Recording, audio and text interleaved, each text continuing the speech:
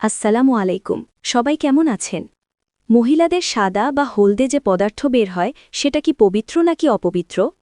উহা অবিরামভাবে বের হওয়া সত্ত্বেও কি অজু করা আবশ্যক হবে? আর বিচ্ছিন্নভাবে বের হলেই বা তার হুকুম কি?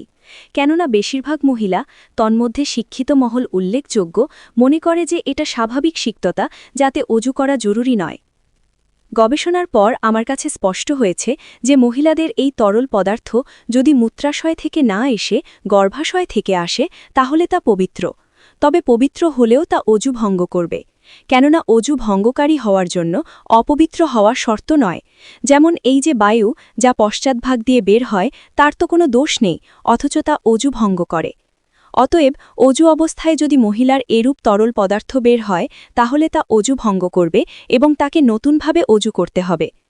তবে যদি তা অবিরামভাবে চলে তাহলে অজু ভঙ্গ করবে না, কিন্তু নামাজের সময় হলে সে নামাজের জন্য অজু করবে এবং ওই অজুতে ওই ওয়াক্তের ফরজ ও নফল নামাজসমূহ আদায় করবে। অনুরূপভাবে কুরআন তেলাওয়াত করতে পারে এবং তার জন্য বৈধ সব কাজ সে করতে পারে, যেমনিভাবে মূত্রবেগ ধারণে অক্ষম ব্যক্তির ক্ষেত্রেও বিদ্বানগণ এ বক্তব্যই পেশ করেছেন।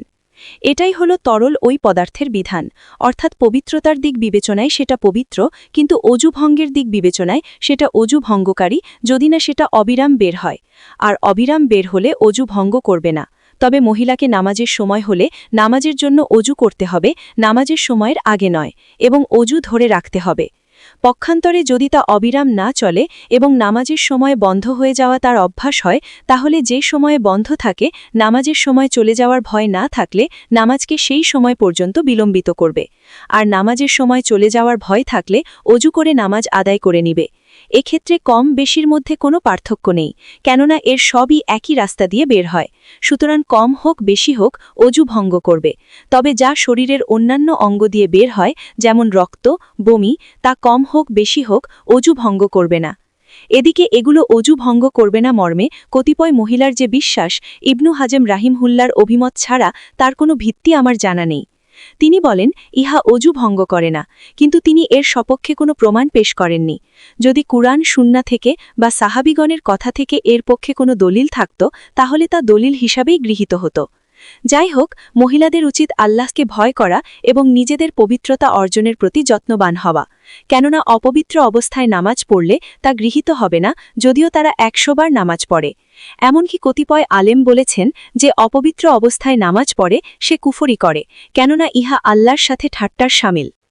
তরল ওই পদার্থ যার বিচ্ছিন্নভাবে আসে সে অজু করলে এবং অজুর পরে ও নামাজের আগে আবার তা বের হলে সেক্ষেত্রে তার করণীয় কি? উত্তর: যার বিচ্ছিন্নভাবে তরল পদার্থ আসে সে উহা বন্ধ হওয়ার সময় পর্যন্ত অপেক্ষা করবে। কিন্তু যদি তার এমন কোনো অভ্যাস না থাকে, বরং এই হচ্ছে এই নেই এমন অবস্থা হয়, তাহলে সে নামাজের সময় হলে অজু করে নামাজ পড়বে। এতে তার কোনো সমস্যা নেই। প্রশ্ন ৪৪। অজুর বিধান সম্পর্কে জ্ঞান না থাকার কারণে যে মহিলা অজু করে না তার করণীয় কি? উত্তর: তাকে আল্লাহর নিকট তওবা করতে হবে এবং এ বিষয়ে জ্ঞানসম্পন্ন আলেমকে জিজ্ঞাসা করতে হবে।